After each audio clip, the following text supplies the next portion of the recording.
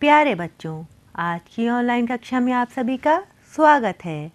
आज हम सभी सामाजिक विषय की पाठ्य पुस्तक हमारा इतिहास और नागरिक जीवन में नागरिक शास्त्र के पाठ 5 दिव्यांगता कारण एवं बचाव के बारे में जानेंगे।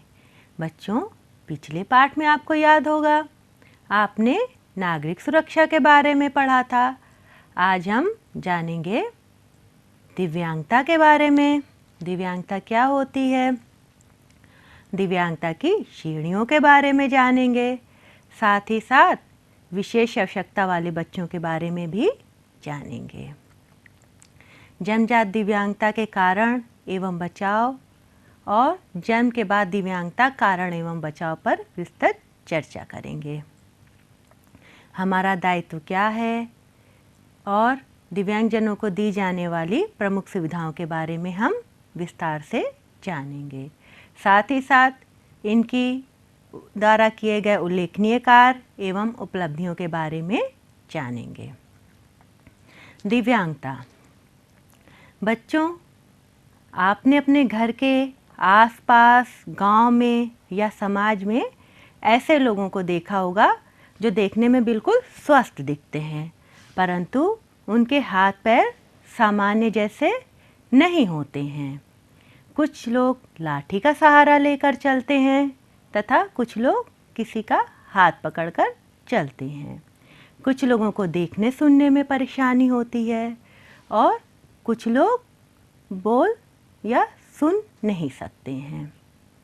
ऐसे लोग जिन्हें सुनने, बोलने, देखने तथा चलने में कठिनाई महसूस होती है, उन्हें दिव्यांग कहा जाता है। कुछ लोग पहले सामान्य होते हैं, परंतु किसी दुर्घटनावश उनके अंगों में क्षति आ जाती है, जिससे उनके अंग सामान्य ढंग से कार्य नहीं कर पाते हैं। ये सब दिव्यांगता के अंतर्गत आता है। या फिर किसी को सिर पर चोट लग जाने से मानसिक कमी आ जाती है, ये सब दिव्यांगता है। अब हम लोग जानेंगे दिव्यांगजनों की श्रेणियों के बारे में। वैसे इसके अंतर्गत 21 श्रेणियों को रखा गया है, पर मुख्यतः श्रवण संबंधी दिव्यांगता, इसके अंतर्गत सुनने में दिक्कत महसूस होती है। अस्थि संबंधी दिव्यांगता, इसमें अस्थि से संबंधित दिव्यांगता होती है। दृष्टि संबंधी दिव्यांगता, इसमें व्यक्ति या तो बहुत कम देख पाता है या बिल्कुल नहीं देख पाता है। मानसिक दिव्यांगता, ऐसे बच्चे या ऐसे लोग जिनका मानसिक विकास सामान्य लोगों की अपेक्षा कम होता है, उन्हें मानसिक दिव्यांगता में रखा जाता है। ऐसे लोग अपने दैनिक कार्य के लिए दूसरों पर निर्भर रहते हैं। अब हम जानते हैं दिव्यांगता प्राप्त होने के माध्यम के बारे में। जन्मजात दिव्यांगता और जन्म के बाद दिव्यांगता या उपार्जित दिव्यांगता। जन्मजात दिव्यांगता क्या है? जन्मजात दिव्यांगता जन्म से ही परिलक्षित होती है, अर्थात जब बच्चा गर्भ में होता है तभी उसमें ये विकृतियाँ आ जाती हैं। यह आनुवंशिक अथवा गर्भ के दौरान संक्रमण, विकिरण या दवाओं आदि के दुष्प्रभावों से हो सकती हैं। जैसे आपने देखा होगा, कम वजन के बच्चों का होना, जन्मान बच्चों का होना या लकवाग्रस्त बच्चों का होना, ये जन्मजात दिव्यांगता के कारण होता है। आनुवंशिक कारण आप समझते ही हैं। आनुवंशिक बीमारियां वह होती हैं जो एक पीढ़ी से दूसरी पीढ़ी में जाती हैं। जैसे जनन से संतति में ये बीमारियां जाती हैं। कारण एवं बचाव। आनुवंशिक कारण वह गर्भवती माता को उचित मात्रा में संतुलित आहार का ना मिलना। संतुलित आहार से आप सब जानते ही हैं, इसमें विटामिन, कार्बोहाइड्रेट, वसा, खनिज लवण आदि आते हैं। इन सब और प्रोटीन भी आता है, अर्थात प्रोटीन, कार्बोहाइड्रेट, विटामिन, वसा तथा खनिज लवण, इनकी संतुलित मात्रा का लेने से जन्मांता अर्थात जन्मजात दिव्यांगता पर रोक लग सकती है। कम वजन के बच्चे और लकवाग्रस्त और कम दृष्टि के बच्चे होने पर बहुत ज़्यादा काबू किया जा सकता है।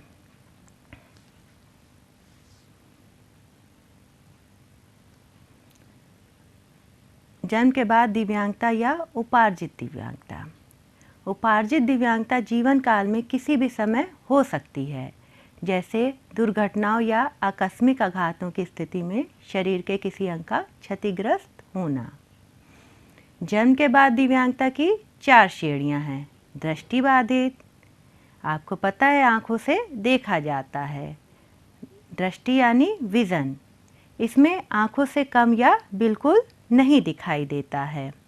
श्रवण दिव्यांगता, कानों से सुनाई ना पड़ना। मूक बधिर, ऐसे लोग जो बोल नहीं पाते व प्रायः सुन नहीं पाते। इसका एक कारण होता है, जब बच्चा जन्म लेता है तो अपने आसपास के माहौल से बोलना सीखता है, लेकिन जब वो सुन नहीं सकता है तो वो प्रायः बोल भी नहीं पाता है। शारीरिक दिव्यांगता, इसमें हड्डियों, जोड़ों या मांसपेशियों की दिव्यांगता आती है। इसको लोकोमोटर भी कहते हैं। ये पोलियो या हड्डी में चोट लगने या अन्य कारणों से भी हो जाती है। विशेष आवश्यकता वाले बच्चे, ऐसे बच्चे जिन्हें पहले हम दिव्यांग कहते थे, अब विशेष आवश्यकता वाले बच्चे कहते हैं। ये बच्चे अपनी उम्र के अन्य बच्चों के समान ही हैं, केवल इनकी आवश्यकताएं ही दूसरे बच्चों से अलग हैं। इन बच्चों को एक समान शिक्षा का बुनियादी अधिकार है। इन बच्चों को हमारी सहानुभूति की आवश्यकता नहीं है। हमेशा इस बात का ध्यान रखिएगा। इन्हें बच्चों को प्रेम और सहयोग चाहिए।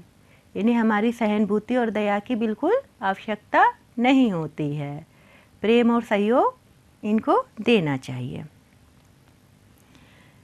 जन्म के बाद या उपार्जित दिव्यांगता के क्या कारण हैं, अब इसके बारे में हम लोग जानते हैं। देश में इस समय दिव्यांग लोगों की संख्या लगभग 2% है। मशीनों, यंत्रों, औजारों आदि के अधिक प्रयोग तथा उससे हुई दुर्घटनाओं ने जन्म के बाद की दिव्यांगता को अधिक बढ़ा दिया है। इनमें सबसे अधिक संख्या शारीरिक रूप से अक्षम व्यक्तियों की तथा सबसे कम दृष्टिहीन व्यक्तियों की है। इस दिव्यांगता के प्रमुख कारण क्या क्या हैं? सबसे प्रमुख कारण है प्राकृतिक आपदाएं। प्राकृतिक आपदाएं आपको पता ही है, जैसे चक्रवात आना, भूकंप आना, कहीं कहीं सुनामी आ जाती है, चक्रवात आते हैं, बाढ़ आ जाना, आग लगना आदि अनेक ऐसे कारण हैं जिनके कारण दिव्यांगता प्राप्त होती है। इसके बचाव के लिए हम लोगों को भूकंप रोधी मकान बनाए जाने चाहिए तथा नदियों, समुद्र आदि से समुचित दूरी या ज्वालामुखी क्षेत्र से समुचित दूरी बनाकर घर का निर्माण करना चाहिए। यातायात नियमों की अवहेलना। यातायात नियमों की अवहेलना आप लोगों को पता ही है। आप लोग रोज़ देखते और सुनते होंगे, प्रतिदिन कोई ना कोई एक्सीडेंट होता रहता है। ये सब किसके कारण होता है? क्योंकि हम लोग यातायात नियमों की अवहेलना करते हैं। प्रायः आप सुनते होंगे रेल दुर्घटना, बस दुर्घटना या सड़क दुर्घटना होती रहती है। आप लोग भी, बच्चे लोग जब साइकिल या कोई वाहन चलाते हैं तो यातायात नियमों की अवहेलना करके चलाते हैं और बहुत तेज़ी से चलाते हैं। अक्सर ये देखा गया है। कई लोग बिना देखे रोड को पार कर लेते हैं, जिससे क्या होता है कि आपको बचाने के चक्कर में दूसरा वाहन चालक एकदम से ब्रेक लगाता है, जिससे आपके और उसके दोनों के दुर्घटनाग्रस्त होने की संभावना बनी रहती है। इसलिए हमेशा यातायात नियमों का पालन करें, कभी भी यातायात नियमों की अवहेलना ना करें। साथ ही साथ मोबाइल का प्रयोग ना करते हुए वाहन चलाएं। जब भी वाहन चलाएं मोबाइल बंद कर दें या उसका प्रयोग बिल्कुल ना करें। यातायात के नियमों का पालन करें और बिल्कुल उचित से स्वास्थ्य सेवाओं का समुचित विस्तार ना होना। तीसरा कारण है स्वास्थ्य सेवाओं का समुचित विस्तार ना होना। इसमें स्वास्थ्य सेवाओं के विस्तार न होने से त्वरित सेवा नहीं पहुंच पाती है और स्वास्थ्य सेवाओं को पहुंचने में विलंब के कारण दिव्यांगता हो सकती है। इसके लिए स्वास्थ्य सेवाओं का समुचित विस्तार किया जाना चाहिए। युद्ध जनित दिव्यांगता। अक्सर युद्ध जनित दिव्यांगता आतंकवादी हमले या आपसी लड़ाई में दिव्यांगता प्राप्त हो जाती है। इसके लिए आपसी सौहार्द तथा प्रेम बनाकर रखना चाहिए। यंत्रों तथा मशीनों द्वारा, आजकल यंत्रों तथा मशीनों का युग है। आप देखते होंगे हर काम में मशीनों का उपयोग किया जाता है, वो चाहे कृषि हो या कल कारखाने, परंतु मशीनों के सही संचालन या कुशल संचालन का ज्ञान न होने के कारण अनेक घटनाएं होती रहती हैं। आप कृषि क्षेत्र में भी देखते होंगे, पहले बैलों द्वारा जुताई होती थी, अब ट्रैक्टर द्वारा होती है। साथ ही साथ अब तो आलू बोने की, खोदने की, सब तरह की मशीनों का प्रयोग होने लगा है। चारा काटने की मशीन, यदि इन सब का संचालन कुशलतापूर्वक नहीं किया जाता है तो दुर्घटना होने लगती हैं और इससे दिव्यांगता प्राप्त हो जाती है। इसलिए हमें यंत्रों तथा मशीनों के कुशल संचालन की जानकारी होनी चाहिए। दिव्यांगता से बचाव हेतु सावधानियां, इस पर पुनः एक बार अच्छे से चर्चा कर लेते हैं।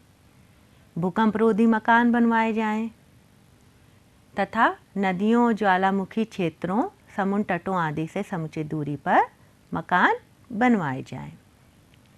यातायात नियमों का पालन करें। त्वरित स्वास्थ्य सेवा उपलब्ध कराकर सौहार्दपूर्ण वातावरण बना के आपसी भाईचारा रखकर, जिससे युद्ध तथा आपसी झगड़े की नौबत न आए। यंत्रों तथा मशीनों के प्रयोग में सावधानी रखकर, यंत्रों तथा मशीनों के प्रयोग के बारे में कुशल संचालन करें, पूरी जानकारी प्राप्त करें कि कैसे इसका इस्तेमाल होता है, तब इनका प्रयोग करें।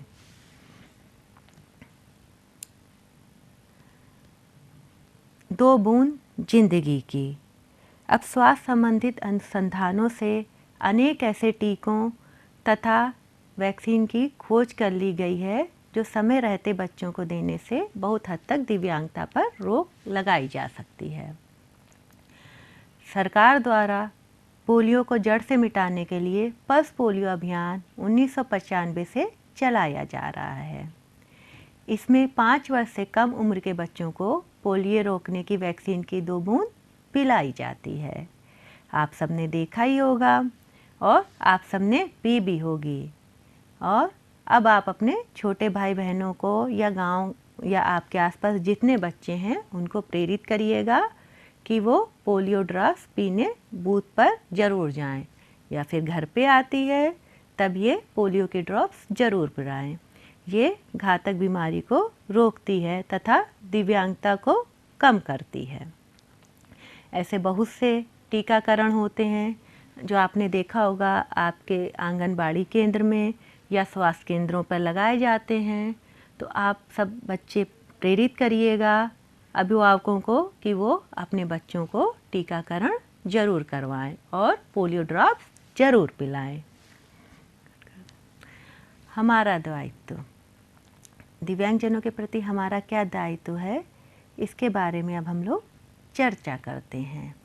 उनमें अनेक क्षमताएं होती हैं जिनका हम लोगों को पता लगा के उन्हें विकसित करने के लिए प्रोत्साहित करना चाहिए। आजकल दिव्यांग लोगों ने अनेक क्षेत्रों में सफलता पाई है। दिव्यांग लोगों में दिव्यांगता होने के बाद भी अनेक क्षमताएं होती हैं। प्रायः देखा गया है कि शारीरिक रूप से दिव्यांग व्यक्ति मानसिक रूप से बहुत ही तेज होते हैं।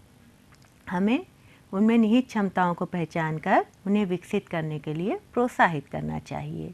आप चित्र में देखिए, आपको एक बालिका व्हील चेयर पर बैठी दिखाई दे रही है। ये पेंटिंग बना रही है क्योंकि इसमें निहित गुण था पेंटिंग करने का, तो ये पेंटिंग कर रही है। इसी तरह आप लोगों को इनमें निहित क्षमताओं को पहचान कर उन्हें विकसित करने के लिए प्रोत्साहित करना चाहिए। हो सकता है कोई अच्छा गायक हो और कुछ अच्छे कलाकार हो सकते हैं, कुछ अभिनय कर सकते हैं, कुछ अच्छे खिलाड़ी हो सकते हैं। ऐसे अनेक उदाहरण हैं जिनको अभी हम आपको बाद में बताएंगे। तो आप उनमें निहित क्षमताओं को पहचान कर उन्हें विकसित करने के लिए प्रोत्साहित करें।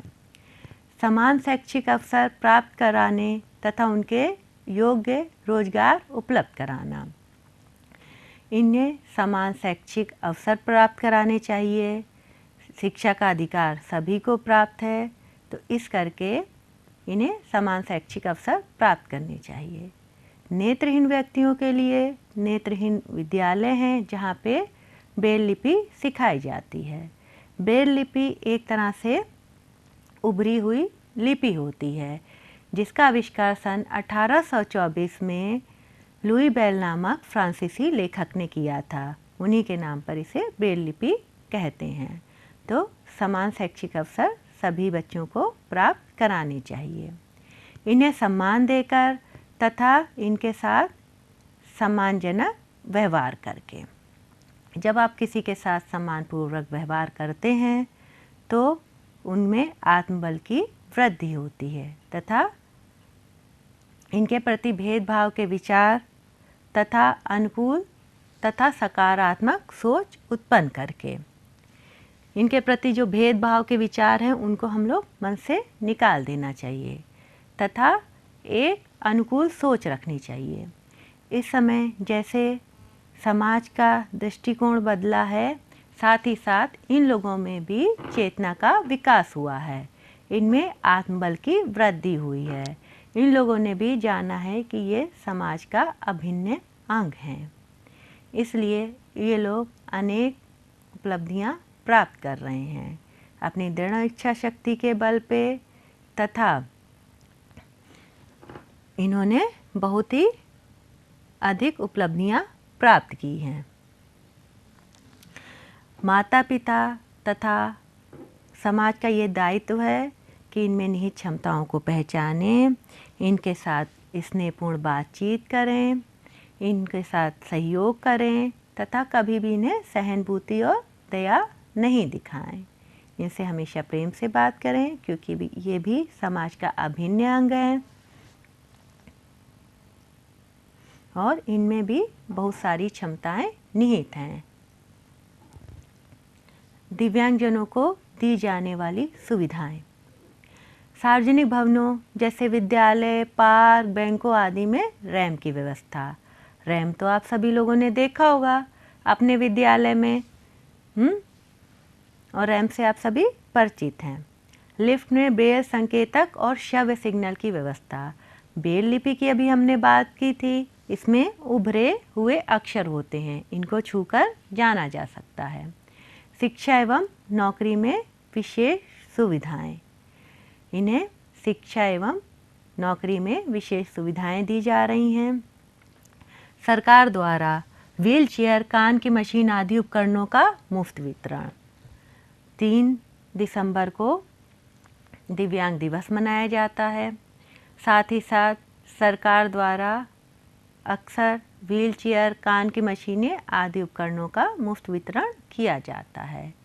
रेलवे, बस अड्डे, एयरपोर्ट पर विशेष सुविधाएं जैसे रैंप, व्हीलचेयर एवं सुगम शौचालय की व्यवस्था की गई है। साथ ही साथ सुगम्य भारत अभियान चलाया जा रहा है।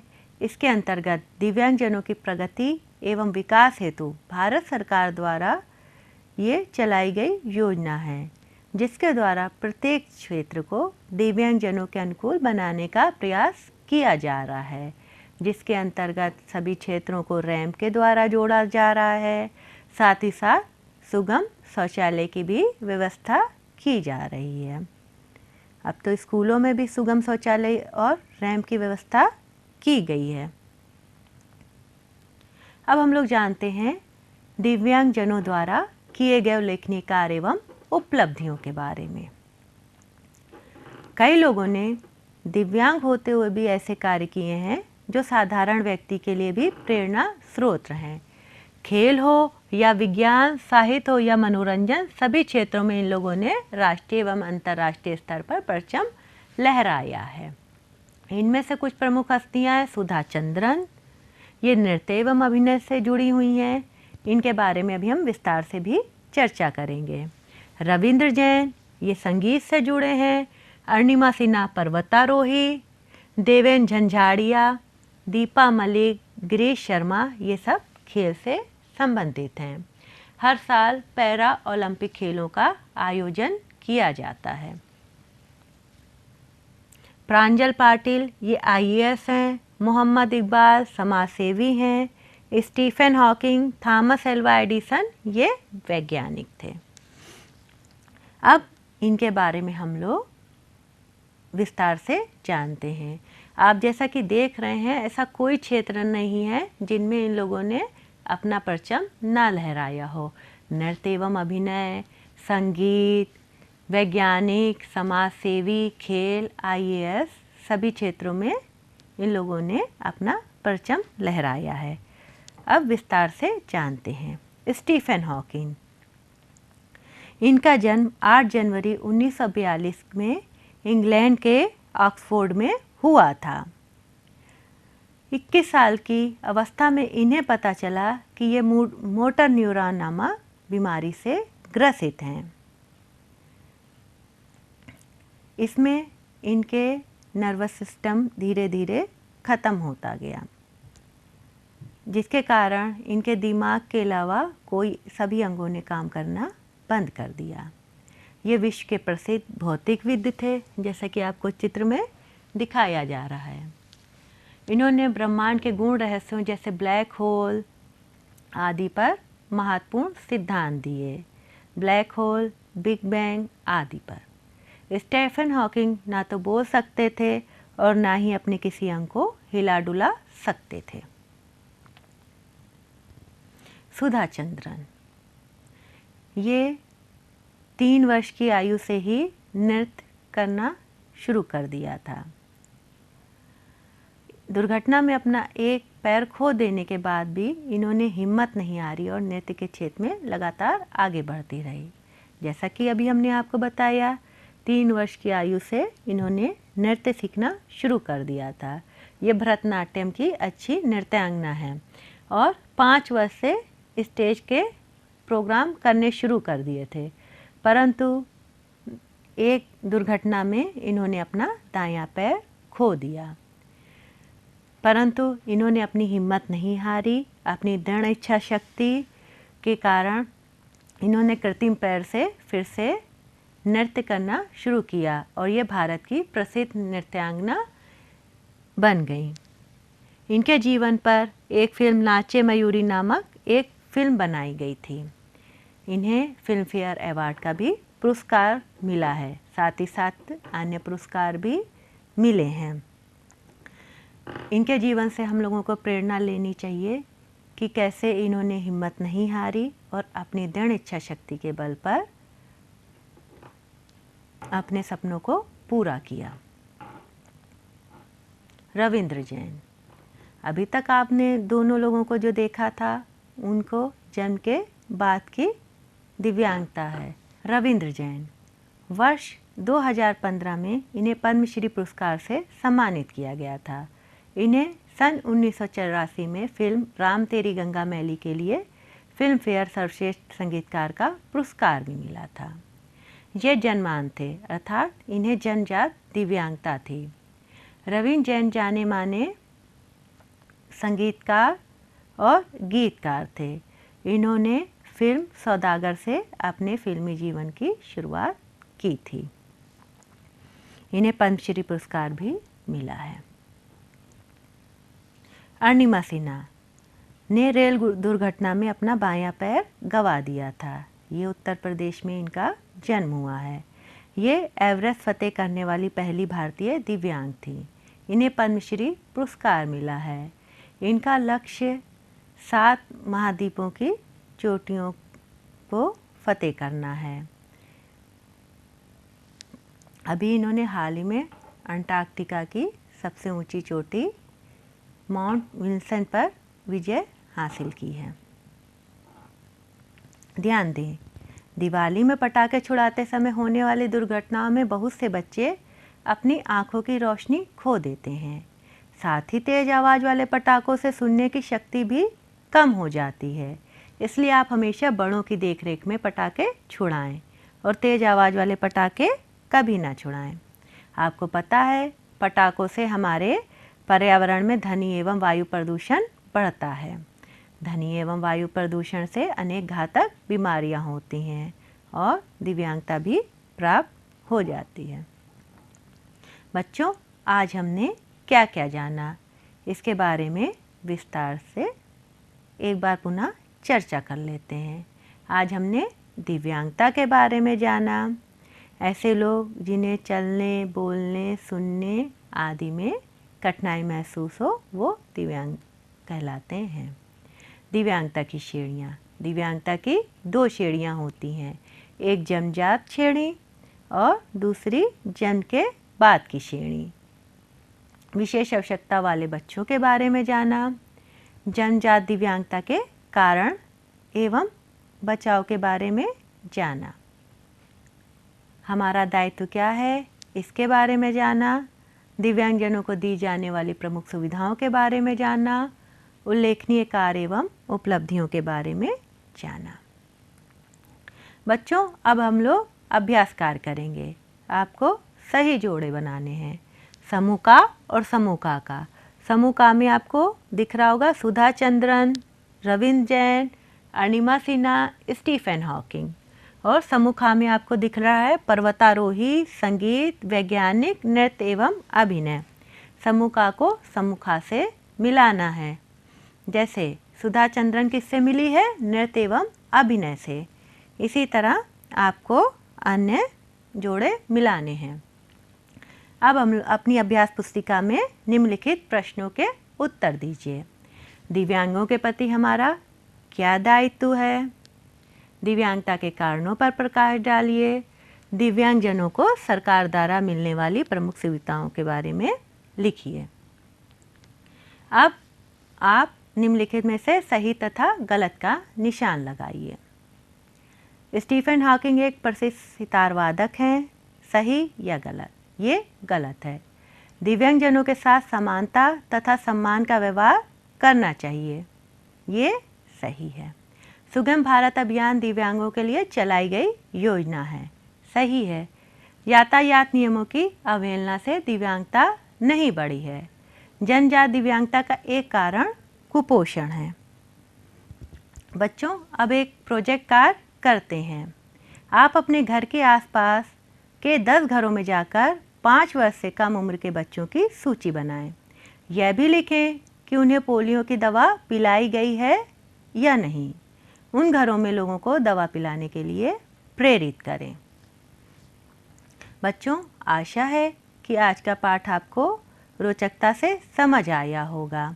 आज के लिए इतना ही। अगले पाठ में नई जानकारी के साथ फिर मिलेंगे। तब तक के लिए धन्यवाद।